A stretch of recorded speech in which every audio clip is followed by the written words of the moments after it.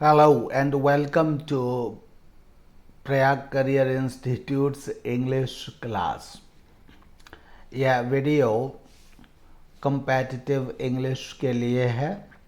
competitive English में आजकल हम लोग टेंसेस के विषय में पढ़ रहे हैं, तो इसलिए आज का जो टॉपिक है वह revision exercise for spotting errors है।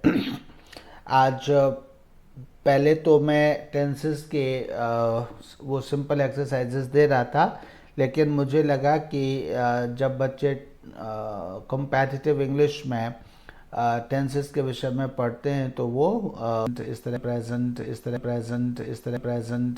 की प्रेजेंट प्रोग्रेसिव शायद एक्सरसाइज नहीं करना चाहेंगे, वो सीधे सीधे स्पॉटिंग एरर की एक्सरसाइजेस को ही करना चाहेंगे। तो इसलिए कम्पैटिटिव स्टूडेंट्स के लिए, जो स्टूडेंट्स कंपटीशन की प्रिपरेशन कर रहे हैं, उनके लिए सीधा मैंने स्पॉटिंग एरर के लिए ही स्पॉटिंग एरर की एक्सरसाइजेज ही आज से मैंने शुरू की है, तो कर रहा हूँ। तो ये टाइम एंड टेंस की ये सबसे पहली एक्सरसाइज है, ये रिवीजन एक्सरसाइज है एक्चुअली। तो रिवीजन एक्सरसाइज मैं आपको करा रहा हूँ, टाइम एंड टेंस को लेकर के है। और इस पर मैं बहुत सारे क्वेश्चंस, इसमें 25 सेंटेंसेस हैं। 25 सेंटेंसेस में जो भी ग्रामेटिकल पॉइंट्स आएंगे वो मैं आपसे डिस्कस करूँगा, एंड इनमें क्या मिस्टेक्स हैं वो मिस्टेक्स फाइंड आउट करेंगे। और जैसा कि मैंने पिछले पिछली एक्सरसाइज में भी मैंने परहैप्स कहा था, और मैं फिर आपको सुझाव दे रहा हूँ कि पहले इस एक्सरसाइज को म्यूट करके, यानी कि ऑडियो को ऑफ करके आप इस एक्सरसाइज को प्ले करिए और इन सेंटेंसेस को पहले खुद ही सॉल्व करने की कोशिश करिए। एंड जब आप सॉल्व कर चुके उसके बाद फिर इसको ऑडियो के साथ प्ले करिए और फिर देखिए कि आपके आंसर्स और मेरे द्वारा दिए गए आंसर्स और रीजंस कितना मैच कर रहे हैं। जो मैच कर रहे हैं वो ठीक है, जो मैच नहीं कर रहे हैं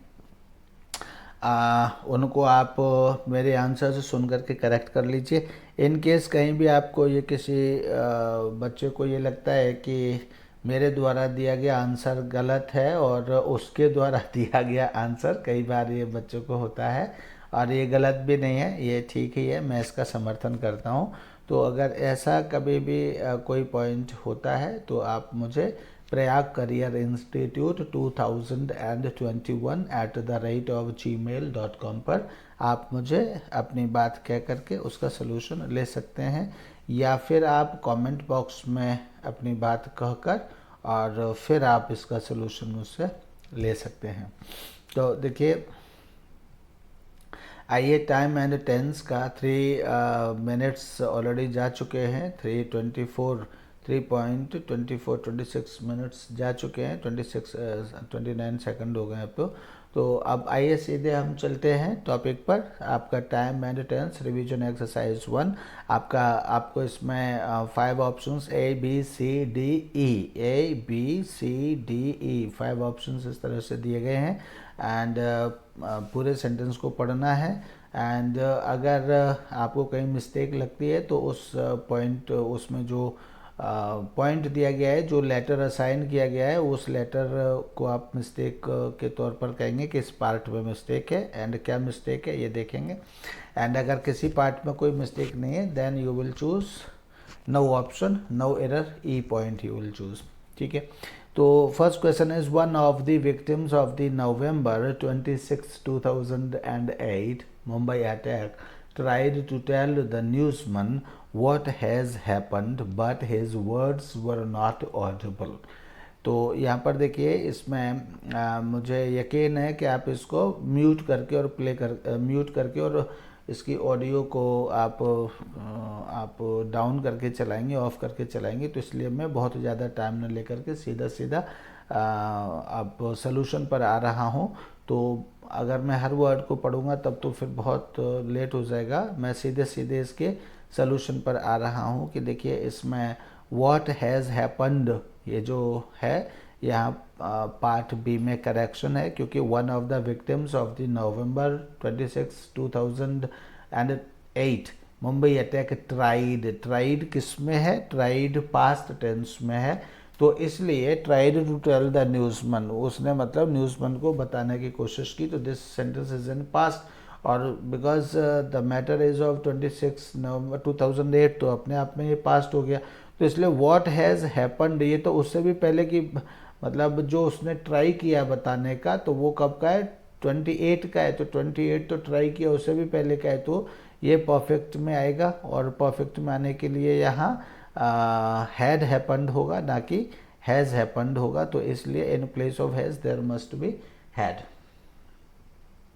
तो बी पार्ट में यहाँ मिस्टेक है और हैज़ को हैड में चेंज करना होगा। Second question is I could not recall what she has told me about her concern with Vishal. तो यहाँ भी देखिए I could not recall, I could not recall, तो रिकॉल करने से पहले इसने ये कुछ कहा है व्हाट शी हैज़ टोल्ड, तो यहाँ भी क्या होगा, चूँकि आई कुड नॉट रिकॉल ये कब की बात है, ये तो अब कोई कह रहा है, और ये अब कहने के बाद तो आई कुड नॉट रिकॉल ये पास्ट की बात हो जाती है, और उससे भी पहले इसने ये कुछ कहा, तो इसलिए ये किस में हो जाता है, ये पास्ट परफेक्ट में हो जाता है, एंड इसलिए यहाँ भी हैज़ की जगह क्या होना चाहिए, व्हाट शी हैज़ टोल्ड की जगह होना चाहिए व्हाट शी हैड टोल्ड। तो ऑप्शन बी में, पार्ट बी में there is mistake, and in this part she has told की जगह होना चाहिए शी हैड टोल्ड, क्योंकि शी हैड टोल्ड ये कह रहे आई कुड नॉट रिकॉल, मतलब ये रिकॉल का जो एक्शन है वो बाद में हुआ, एंड टोल्ड का एक्शन इससे भी पहले हुआ। तो जो इन्होंने बताया what she had told he could not means I could not recall here, तो इसलिए ये सिंपल पास्ट में ही बनेगा, एंड सिंपल पास्ट में ही बना हुआ है sentence, and what she had told ये पास्ट परफेक्ट में बनेगा। Third sentence is he would not have divorced his wife if he had not be instigated by his mother and sister।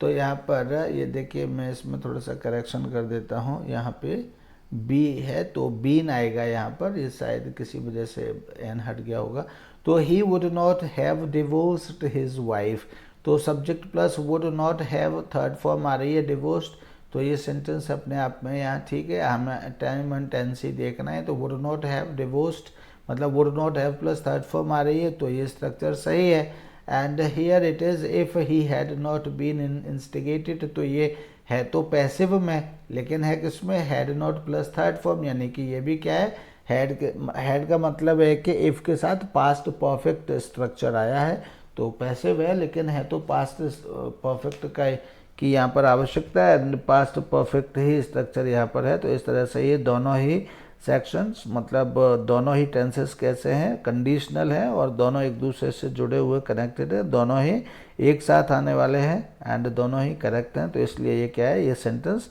Correct है, sentence number 3 is correct. In the same way, fourth sentence is I had hoped that I would meet you the other day, but unfortunately I could not due to busy schedule।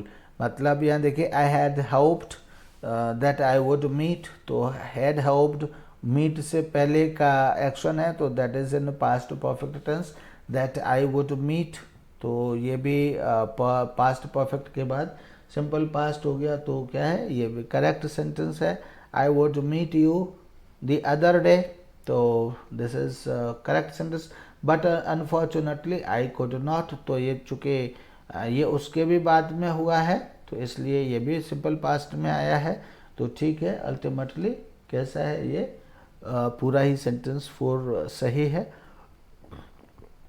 and there is no error, and option E is right in this sentence. Fifth sentence is every man is mortal, nobody can tell when death will knock one at his door। तो यहाँ भी everyone is mortal, ये simple present tense है, every man is mortal is adjective here, so ये simple present tense हो गया, there is no problem। nobody can tell भी simple present tense हो गया, there is no problem. When death will come, तो ये क्या है, व्हेन डेथ विल कम, तो ये भी क्या है, चूँकि ये जो मेन क्लॉज है, main clause already present simple present tense में है, तो यहाँ एडवर्ब ये क्या है, ये जो क्लॉज है ये विल के साथ आएगी। Nobody knows when he will come, ऐसे हम कहते हैं। तो when death will come, so this is also right. And death will not, I am sorry, not death will come, death will knock one at his door. तो ये क्या है, ये भी अपनी जगह पर सही है। तो इस तरह से this sentence is also right, and there is no mistake in it. Option E is right in this too. And next sentence is, I want you to pick up the tray of glasses and kept it in the corner carefully. तो यहाँ पर देखिए, वैसे आप इसको play कर रहे होंगे और एक बार इसको म्यूट करके आप चला चुके होंगे, आई एम श्योर, एंड इसलिए मैं सीधा बिना टाइम स्पेंड किए हुए सीधे ऑप्शंस पर आ रहा हूँ। I want you to pick up the tray of glasses and kept it in the corner carefully. तो यहाँ पर देखिए, ये जो ऑप्शन डी में केप्ट आया है, ऑप्शन डी में केप्ट, तो यहाँ पर देखिए I want you to pick up the tray, ये सिंपल प्रेजेंट में, of tray of glasses, and तो ये किस में, आई वॉन्ट किस में है, I want to simple present में है। टू पिकअप, तो ये टू पिकअप क्या है, टू पिकअप इन्फिनेटिव है। I want you to pick up, ये टू किससे रिलेटेड है, पिक से, टू पिकअप, तो टू पिकअप क्या हो गया, इन्फिनेटिव हो गया। To pick up the tray of glasses and, तो ये जो कीप है ये किससे अटैच होगा, कीप से पहले कैप्ट, कैप्ट किससे पहले, किसके बाद आया, एंड के बाद कैप्ट आ रहा है, और एंड से पहले क्या आ रहा है, एंड से पहले पिकअप आ रहा है। पिकअप क्या है, ये इन्फिनेटिव है, तो इसलिए ये जो कैप्ट है ये भी क्या होगा, इन्फिनेटिव बनेगा। इन्फिनेटिव के लिए टू तो यहाँ पे देखिए आ ही गया, क्यों हो रहा है ऐसा, अच्छा यहाँ पे पहुँच गई है। तो ये 1 मिनट में थोड़ा सा इसको सही कर लूँ, ठीक है, एक्सरसाइज को थोड़ा सा सही कर लूँ, ठीक है। ये क्यों हो रहा है ऐसा, तो ये लीजिए, मैं इसको थोड़ा सा ये एक्सरसाइज, ये मेरे कर्सर के कारण थोड़ा सा ये, हाँ ठीक है। अब मैं पढ़ रहा था, कहा था I want you to pick up the tray of glasses and kept, तो यहाँ देखिए ये जो पिकअप है ये प्रेजेंट इंडेफिनिट, और ये एक्चुअली इन्फिनेटिव है। इन्फिनेटिव हमेशा टू प्लस फर्स्ट फॉर्म में आता है, तो चूंकि ये इन्फिनेटिव है तो एंड के बाद आने वाला भी क्या होगा, इन्फिनेटिव होगा, और इन्फिनेटिव होने के लिए इसको किसकी ज़रूरत है, इसको कीप बनने की ज़रूरत है, कैप्ट बनने की ज़रूरत नहीं है। कैप्ट ये second form of the keep हो गया, तो इसलिए यहाँ पर कीप क्या है, गलत है। तो जो बच्चे भी इसको देख रहे हैं, इसको यहाँ ऑप्शन सी, ऑप्शन 6 में option D is the right option, and kept को यहाँ क्या कर लिया जाएगा, कैप्ट को कीप कर लिया जाएगा, ये ध्यान दें, right.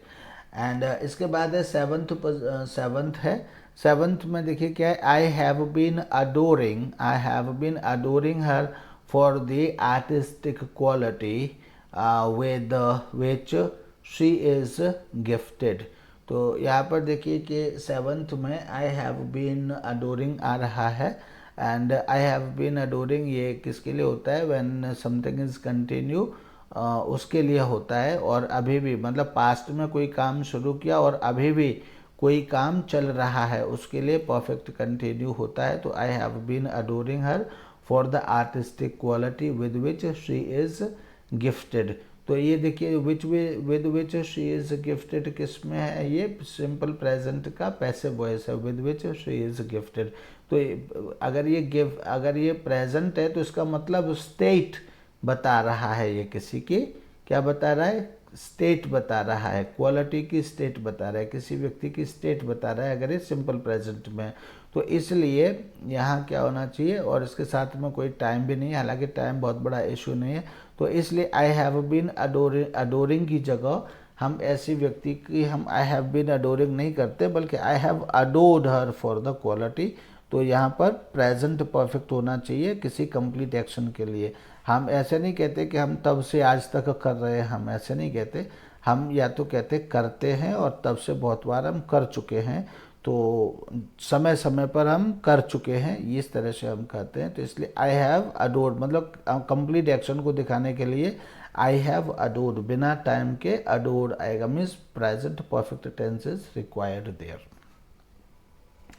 And now is the 8th point, and the 8th sentence is to be started. It is right time you have taken, it is right time you have taken decision to sell off the shares of the collapsed company.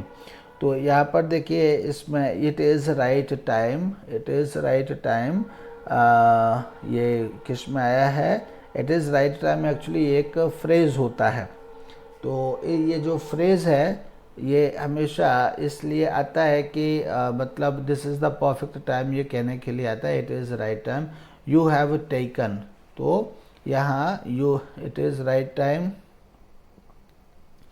And A B, तो यहाँ slash लगा हुआ है, मैं इस slash को हटा देता हूँ, इस स्लैश की कोई ज़रूरत नहीं है, राइट। तो it is right time you have taken. अब यहाँ पे देखिए इट इज़ राइट टाइम जहाँ भी आया होता है इसका मतलब है कि इसके साथ में हमेशा पास्ट टेंस की वर्ब आती है। It is right time, it is right time, it is time, इस तरह से अगर ये कोई फ्रेज़ है एक मतलब जिसका मीनिंग होता है कि यही सही समय है, ये कहने के लिए ये फ्रेज़ प्रयोग किया जाता है, यूज़ किया जाता है। लेकिन इसके बाद हमेशा जो है इसके बाद पास्ट टेंस की वर्ब आती है हमेशा। ये इस फ्रेज़ का ही रूल है, इस फ्रेज़ का ही रूल है कि इसके साथ हमेशा पास्ट की टेंस आती है। इट इज़ राइट टाइम के साथ हमेशा पास्ट टाइम की वर्ब आती है, यानी सिंपल पास्ट टेंस में इसके बाद कभी भी आप it is right time, it is high time भी कहा जाता है। It is time, it is right time, it is high time, ये तीन एक्सप्रेशंस हैं जिनके साथ हमेशा अगर यहाँ कोई भी इसके बाद सेंटेंस आएगा मतलब ये फला काम करने का ये सही समय है, ये कहने के लिए it is right time you took a decision, इस तरह से, या यू टुक डिसीजन इस तरह से आएगा, यू हैव टेकन डिसीजन नहीं आएगा। तो इसलिए इसके ए पार्ट में ही प्रॉब्लम है एंड यू हैव टेकन की जगह क्या हो जाएगा? यू टुक हो जाएगा, क्योंकि इट इज़ राइट टाइम एक ऐसा एक्सप्रेशन है जिसके बाद हमेशा सिंपल पास्ट टेंस आता है। Thing needs to be noted, यानी इस चीज़ पर ध्यान देंगे, ठीक है। Then 9th question is the teacher said to us that we should stay at home if it rains and complete our homework. यहाँ पर देखिए the teacher said to us that we should stay at home. The teacher said किस में है? ये past tense में। The teacher said past tense में। To us that we should stay at home, और शुड किस में है? शुड भी पास्ट टेंस में। शैल का पास्ट क्या है? शुड है। तो इससे आगे भी जो सेंटेंस होना चाहिए वो किस में होना चाहिए? पास्ट में होना चाहिए। तो the teacher said to us that we should stay at home के साथ में आगे जो सेंटेंस है इफ इट रेन्स, तो क्या हो जाएगा? इफ इट रेन्स के जगह पर क्या हो जाएगा? चूंकि शुड स्टे पास्ट में है एंड शुड पास्ट में, टीचर सेड पास्ट में है, तो इफ इट यहाँ पर रेन्स नहीं होगा बल्कि क्या हो जाएगा? चूंकि पीछे पास्ट है तो यहाँ भी क्या हो जाएगा? पास्ट का टेंस होना चाहिए और हो जाएगा इफ इट रेन्ड। क्या हो जाएगा सेंटेंस? इफ इट रेन्ड हो जाएगा, right? Okay, and next sentence is, तो इफ इट रेन्ड हो जाएगा एंड कौन सा था? I have been adoring, it is right time हो गया। It is right time you have taken, the teacher said 9th पर मैं था, तो 9th के बाद अब मैं सीधा सीधा 10th पर आ रहा हूँ। 10th sentence is my manager said to me when have you come to the office। तो यहाँ पर देखिए 10th में क्या है? 10th में my manager said to me, यानी मेरे मैनेजर ने मुझसे कहा। तो द थिंग इज कि सेंटेंस किस में है? पास्ट में है। और पास्ट के बाद फिर किस में आ रहा है आगे? When have you. तो व्हेन हैव यू के किस में है? When have you is in present perfect tense. तो एक तरफ सिंपल पास्ट और उसके बाद फिर किस में? फिर उसमें प्रेजेंट परफेक्ट में, तो ऐसा नहीं होना चाहिए, तो ऐसा नहीं हो सकता। तो the manager said to me when have you come to the office की जगह said to me when did you come to the office आएगा। क्योंकि एक चीज़ और भी है कि प्रेजेंट परफेक्ट में कभी भी व्हेन से कोई क्वेश्चन नहीं पूछा जाता है। पहली तो यही है कि सैड आ रहा है इधर, और सैड के कारण ये पास्ट में है, तो इधर भी किस में होना चाहिए, पास्ट में होना चाहिए। लेकिन यहाँ पे एक तरफ इन्वर्टेड कॉमा लगा है, दूसरी तरफ यह बाय मिस्टेक छूट गया होगा, है ना। तो अगर हम ऐसे भी समझे कि अभी इनडायरेक्ट में तो ये हुआ ही नहीं है, तो अगर ये इनडायरेक्ट में नहीं भी हुआ है तो भी क्या रूल है, मैं यहाँ इन्वर्टेड कॉमा लगा देता हूँ। देखो अगर लग जाता है तो मुझे कम आता है कंप्यूटर चलाना, उतना ही काम का ही मैं चला पाता हूँ। तो यहाँ पर अगर आप लोग उसको डिस्टरबेंस ना माने तो मैं यहाँ पे लगा देता हूँ कॉमा, ठीक है। आप लोग मेरे इस कार्यक्रम को डिस्टरबेंस ना माने बिल्कुल भी, एंड ये हो गया कॉमा, ठीक है। तो अब ये होगा when have you come to the office. तो हैव यू से कभी भी प्रेजेंट परफेक्ट में कभी भी कोई सेंटेंस मतलब कोई क्वेश्चन प्रेजेंट परफेक्ट में नहीं पूछा जाता है व्हेन से, और इसलिए ये सेंटेंस किस में पूछा जाएगा, ये क्वेश्चन ये सिंपल पास्ट में पूछा जाएगा। तो इसलिए क्या हो जाएगा, when did you come to the office ये हो जाएगा। व्हेन हैव यू कम की जगह when did you come to the office ये हो जाएगा, इसलिए पार्ट सी में मिस्टेक है, एंड व्हेन हैव की जगह व्हेन डिड हमको करना चाहिए। Right, now we are moving to the 11th question. 11th question is that 4 + 4 always made 8 can not be doubted. तो यहाँ पर देखिए दैट 4 + 4 ऑलवेज, जहाँ भी ऑलवेज आ जाता है, जहाँ ऑलवेज आ जाता है वहाँ सेंटेंस किस में होता है, वहाँ usually sentence simple present tense में होता है। तो यहाँ पर ये किस में बन रहा है, यहाँ ये मेड में बन रहा है, बी में ऑलवेज के बाद मेड। मेड क्या है, सिंपल पास्ट टेंस में बन रहा है, तो इसलिए ये सिंपल पास्ट टेंस में कैसा होगा, जब ऑलवेज है यहाँ तो इसलिए सिंपल प्रेजेंट पे होना चाहिए। ये एक स्टेट को बताता है, एंड इसलिए मेड की जगह क्या हो जाएगा, मेक्स हो जाएगा। दैट 4 + 4 ऑलवेज मेक्स 8 ये हो जाएगा यहाँ पर। तो 11 का क्या हो जाएगा, बी का मिक्स हो जाएगा। देन अरे ये बार बार कहाँ से, ये किस वजह से होता है ये, चलिए थोड़ा सा डिस्टर्ब हो जाता है मेरी उंगली से, तो थोड़ा सा मैं इसको हल्का सा, अच्छा अब ज़्यादा हो गया तो थोड़ा सा, हाँ अच्छा, अरे भाई, तो अब मैं क्या करता हूँ, ये थोड़ा सा हिल रहा है, इसको, हाँ ठीक है, थैंक यू। आप लोग इसको डिस्टर्ब अदरवाइज मत लीजिए। और चूँकि मुझे अपना दिमाग एक ही जगह लगाने की आदत है, बहुत सारे लोग होते हैं एक ही बार में 3 काम कर लेते हैं, and they are really very good, I appreciate them. लेकिन मुझे अभी इस तरह से काम करना नहीं आता है, तो इसलिए मैं अभी अपना पूरा एक ही काम बड़े मन से करता हूँ। तो इसलिए अभी हम पढ़ रहे थे दैट 4 + 4 हमने पढ़ा था 11th, एंड नाउ 12th। अब हम 12th सेंटेंस पर आ गए हैं। 12th सेंटेंस है Ravi along with his parents is going to Pune tonight because his eldest brother has been admitted to hospital due to swine flu infection. तो यहाँ पर देखिए इस सेंटेंस को एक बार हम दोबारा से पढ़ के देख लेते हैं। Ravi along with his parents, यहाँ कोई टेंस नहीं है। इज गोइंग, तो इज का सब्जेक्ट रवि है, एंड गोइंग कंटिन्यूअस टेंस है। टू पुणे टुनाइट, यानी कि ये फ्यूचर के लिए है।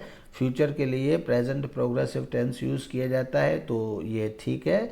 Ravi along with his parents is going tonight, ये ठीक है, to Pune tonight, because his eldest brother, तो यहाँ बिकॉज से स्टार्ट हो रहा है कंजंक्शन, ठीक है।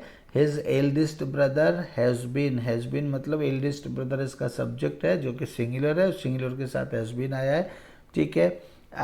Admitted to hospital due to swine flu, present perfect tense में है, ये भी ठीक है, due to swine flu infection. तो टोटल ये सेंटेंस कैसा है, ये सेंटेंस जो है वो टोटली अपना टेंस वाइज करेक्ट है, एंड इसलिए इसका जो ऑप्शन है वह ई है, there is no error in it, right.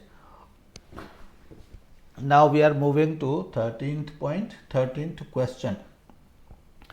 13th question में bye this time next year he has had settled himself in the US।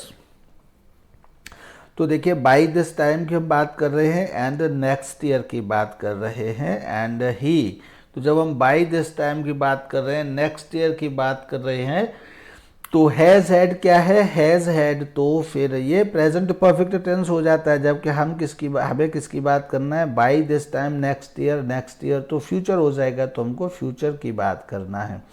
तो by this time next year he has had की जगह हमको कहना चाहिए settled, आगे third form तो आई ही है, तो यहाँ पर हैज़ हैड की जगह हमको कहना चाहिए will have settled himself in the US। तो फ्यूचर परफेक्ट हमको यहाँ सेंटेंस बनाना है, तो फ्यूचर परफेक्ट के लिए बी पार्ट में मिस्टेक है, हैज़ हैड की जगह पर हमको विल हैव कहना चाहिए, will have settled himself in the US, and in this way 13th B में करेक्शन की आवश्यकता है, हैज़ हैड की जगह विल हैव आएगा, राइट।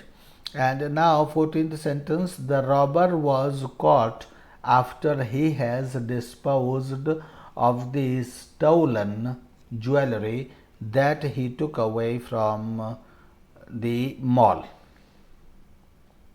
तो यहाँ पर फिर से देखिए, द रॉबर वाज कॉट, यहाँ पर was आया है, the robber was caught after he has disposed of the stolen jewelry।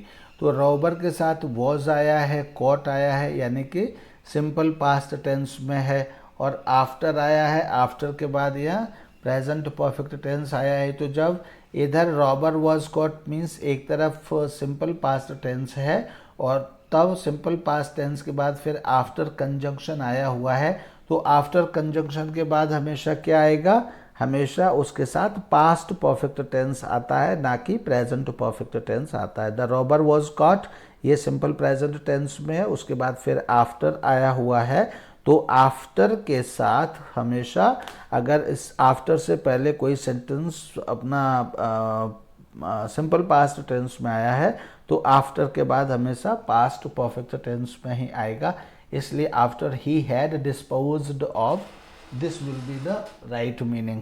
तो इस तरह से 14th में डिस्पोज्ड बी पार्ट में आफ्टर ही हैज़ हैड की जगह पर after he had disposed meaning आएगा, this is the mistake here. Let's move to the 15th sentence, and the 15th sentence is Pooja arrived here, did all the preparations, and then has called on one of her intimate friends। तो यहाँ पर देखिए, Puja arrived here simple past tense है, did all the preparations simple past tense है, and then, तो जब यहाँ Puja arrived पास्ट में है, डिड ऑल द प्रिपरेशंस पास्ट में है, तो एंड देन उसके बाद फिर जो सेंटेंस आएगा वो भी किस में होगा, वो भी पास्ट टेंस में होगा, क्योंकि ये क्या हो रहा है, ये सीरीज ऑफ एक्शंस बन रहा है, एंड जब कोई एक्शन एक सीरीज में होता है तब, और वो पास्ट का होता है, तो उसके साथ फिर तीनों एक्शंस में जो भी एक्शंस है वो सब पास्ट टेंस में ही बनते हैं।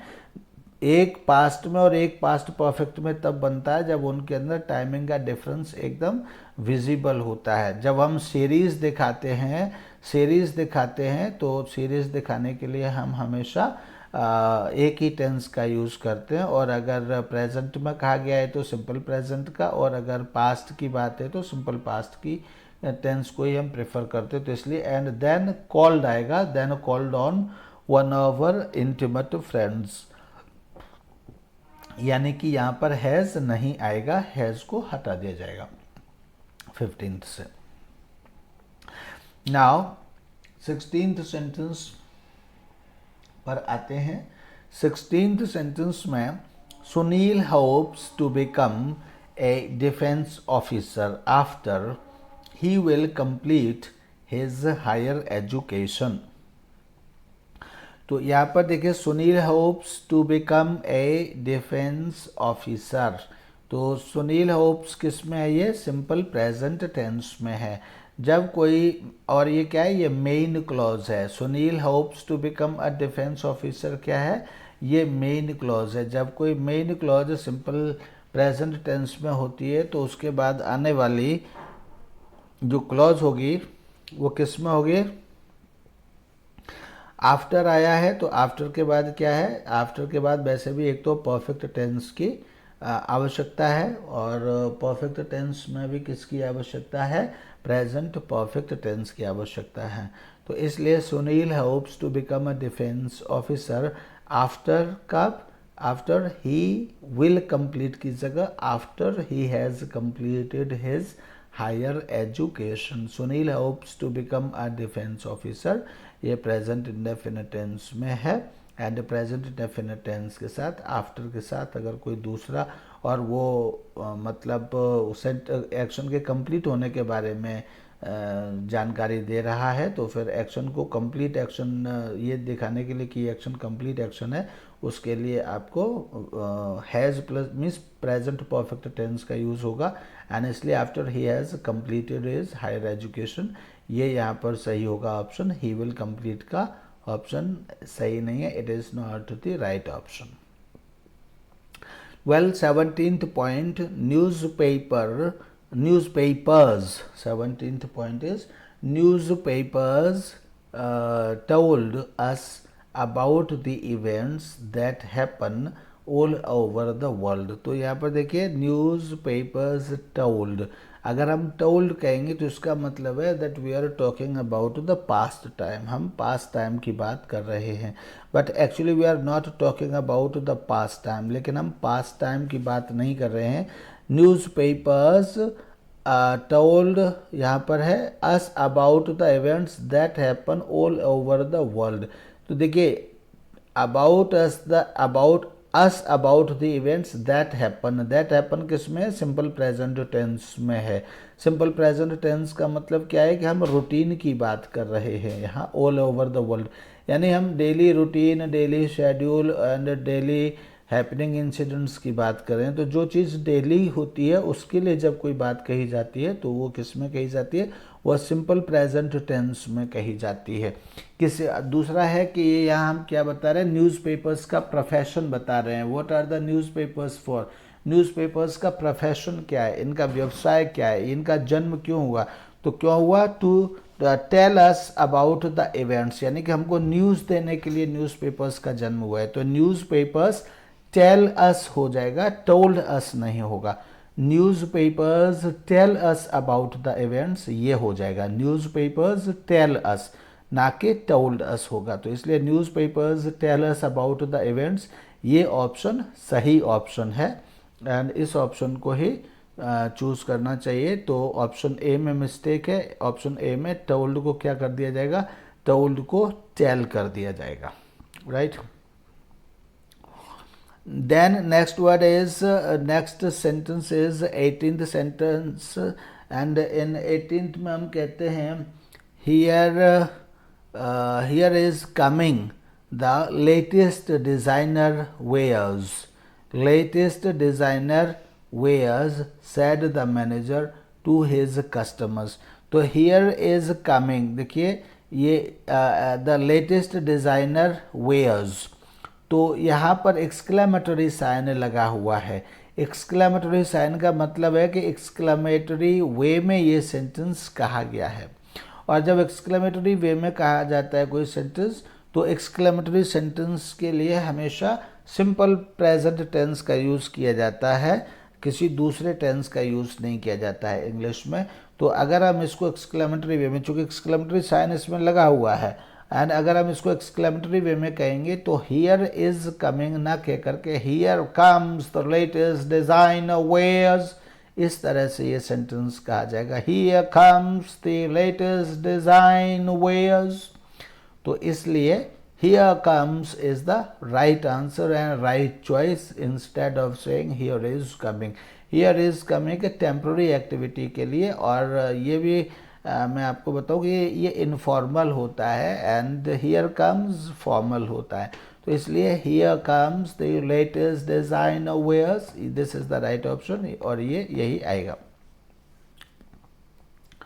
ठीक है, एंड देन 18th के बाद, अब चूँकि मैं थोड़ा सा इसको मूव करूँगा स्क्रीन को, तो थोड़ा सा आप कोऑपरेट करिए। 18th मैंने पढ़ा है, तो 18th के बाद मुझे 19th चाहिए, तो 19th पर मैं पहुंच गया हूं। एंड आप देखिए, मैं कर्सर पर बार बार नहीं कर रहा हूं, आई एम सॉरी, लेकिन आप थोड़ा सा, आप भी अगर अच्छे बच्चे होंगे तो टीचर की इस कमी को आप दूर कर लेंगे। ठीक है, तो थोड़ा सा कोऑपरेट करिए। एंड कर्सर को हाथों में थोड़ा सा, कई बार क्या होता है नमी सी होती है तो उससे कर्सर डिस्टर्ब हो जाता है, इसलिए मैं जानबूझ करके नहीं कर रहा हूँ। अच्छा, अब नहीं होगा तो अब मैं कोशिश करूँगा। क्या, तो 19th sentence is many observations indicate that the number of the positive AIDS infected is grew day by day in India. तो यहाँ पर देखिए इज आ रहा है, डे बाई डे आ रहा है, many observations indicate simple present में आ रहा है, that the number of the positive AIDS infected.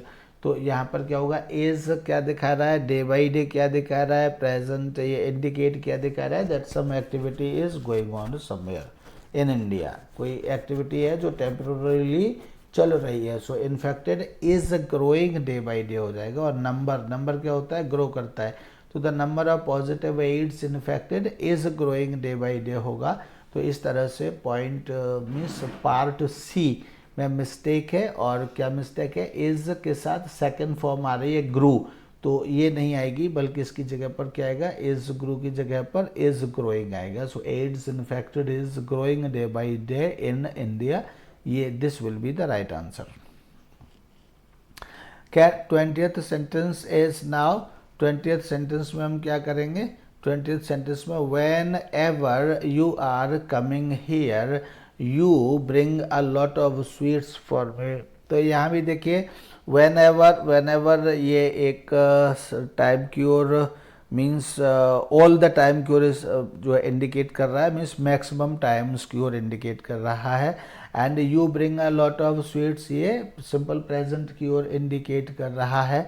तो इसलिए ये जो यू आर कमिंग हियर भी किस में होगा, ये भी सिंपल प्रेजेंट टेंस में होगा, और इसलिए whenever you are coming here की जगह पर क्या हो जाएगा, whenever you come here. 21st sentence, I have come to know that your grandfather has died last week. चूँकि देखिए एक रूल होता है, आप ये मैंने पास्ट का टेंस के विषय में लोड किया है, मीन्स अपलोड किया है वीडियो, आप उस वीडियो में भी जा कर के देख सकते हैं अगर आपने पहले नहीं देखा या पढ़ा है सुना है।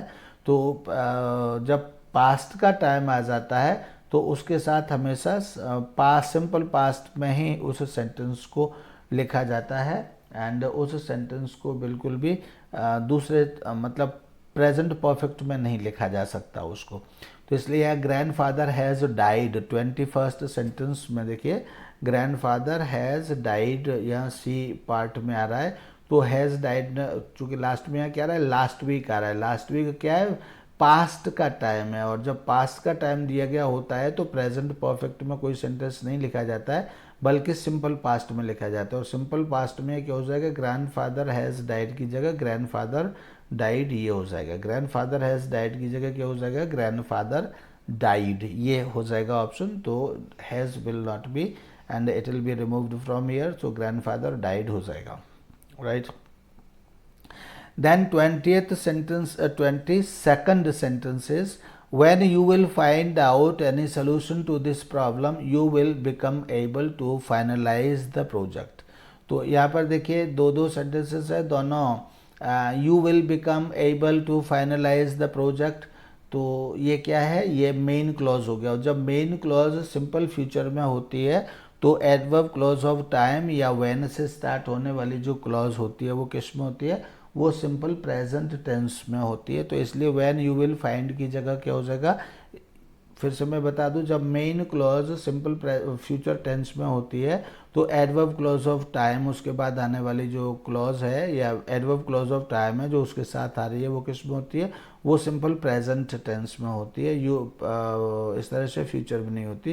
तो इसलिए when you will find out की जगह व्हेन यू फाइंड आउट हो जाएगा। When you will find out की जगह क्या हो जाएगा, व्हेन यू फाइंड आउट हो जाएगा, राइट।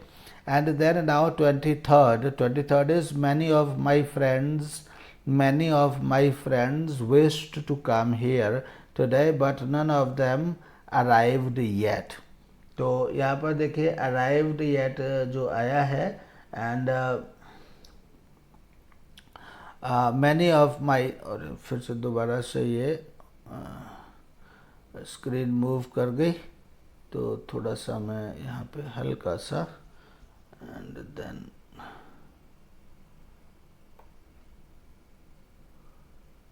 I'm sorry आपका मैं टाइम ले रहा हूँ बच्चों का, लेकिन इसको मैं नहीं ठीक करूँगा, ये डिस्टर्ब हो जाता है स्क्रीन। तो मैं बात कर रहा था कि many of my friends wished to come here today but none of them arrived yet। तो मैं arrived की बात कर रहा था। देखिए ये जो none of them और today बात है, today तो प्रेजेंट टाइम को इंडिकेट करता है, और yet जो है, yet भी प्रेजेंट टाइम को, yet का मतलब है by now। तो जब by now आया है, yet आया है, तो yet के साथ हमेशा कौन सा टेंस आता है, yet जहाँ भी आएगा वहाँ प्रेजेंट परफेक्ट टेंस ही यूजुअली होगा। तो yet के साथ हमेशा प्रेजेंट परफेक्ट टेंस आता है, और इसलिए यहाँ क्या हो जाएगा, none of them has arrived yet हो जाएगा। तो ये प्रेजेंट परफेक्ट में हो जाएगा, none of them has arrived yet, या have arrived yet भी कह सकते हैं, वैसे has arrived yet is the more correct answer, right। तो 23 में none of them has arrived yet ये हो जाएगा। Well, 24th sentence is, nowadays he teaches chemistry because the teacher of chemistry has been absenting himself for a month। तो देखिए absenting किस में आया है, continuous means present perfect progressive, and nowadays क्या दिखाता है, nowadays temporary activity की ओर संकेत करता है। तो इसलिए मतलब ये जो टीचर है, nowadays he teaches, तो ही टीचेस का तो मतलब है all the time and every time he teaches. तो लेकिन ये इशारा किस तरफ है, नाउअडेज कह करके, नाउअडेज का मतलब है आजकल। तो आजकल ये टेम्प्रोरी एक्टिविटी के लिए नाउअडेज यूज़ किया जाता है। जैसे nowadays I am teaching tenses, इसका मतलब ये नहीं कि हमेशा टेंसेस ही पढ़ाता रहूँगा, आगे सब्जेक्ट वर्ब अग्रीमेंट भी आएगा, आगे इन्फिनिटिव भी आएगा, नॉन फाइनाइट भी आगे आएगा, तो वो भी मैं पढ़ाऊंगा। तो नाउअडेज ही टीचर्स की जगह इसलिए क्या आ जाएगा, टेम्प्रेरी एक्टिविटी बताना है, और टेम्प्रेरी एक्टिविटी के लिए nowadays he is teaching chemistry ये आ जाएगा। तो इसलिए ही टीचर्स की जगह पर क्या होगा, ही टीचर्स हो जाएगा। And now 25th sentence and the last sentence of this exercise, of your first exercise of spotting error की मेरी ओर से आपके लिए। तो इस एक्सरसाइज इस सेंटेंस पर हम पहुंच गए हैं। The sentence is, the old man who is sitting in the room lived here for more than a month but he has never created a problem. तो यहाँ पर देखिए हम क्या कहना चाहते हैं, the old man who is sitting in the room, वो व्यक्ति हमारे सामने है, सिटिंग इन द रूम तो हमारे सामने है। The old man who is sitting in the room lived here, lived here क्या है, lived here for more than a month, ये पास्ट में हो गया। But he has never created, ये फिर प्रेजेंट परफेक्ट में हो गया। तो इधर जो हु इज सिटिंग ये किस में, ये प्रेजेंट प्रोग्रेसिव है, एंड सी पार्ट में अ month but he has never created, ये किस में, ये प्रेजेंट परफेक्ट में है, तो इसलिए बी पार्ट में भी किस में होगा, ये बी पार्ट में भी जो सेंटेंस होगा वह परफेक्ट टेंस में होगा। इसलिए the old man who is sitting in the room has lived here, यही कहा जाएगा, has lived here for more than a month but he has never created a problem, ये कहा जाएगा। And therefore has lived is more correct here than lived, then alone lived, केवल lived से की बजाय has lived is more correct here. Thank you. That's all for today's exercise on spotting error for tenses for comparative English. I hope आपने entertain किया होगा and आपको ये अच्छा लगा होगा and अब इस तरह से आप इसको इसको अब आप म्यूट करके और करके देखिए, करने की कोशिश करिए म्यूट करके इस एक्सरसाइज को, ठीक है, एंड एक्सपीरियंस लीजिए। थैंक यू, आज के लिए इतना ही, बाय बाय आज के लिए, ठीक है, आज के लिए इतना है। एंड दूसरी एक्सरसाइज लेकर के एरर स्पॉट पर दूसरी एक्सरसाइज लेकर के हम आपसे मिलेंगे। Thank you.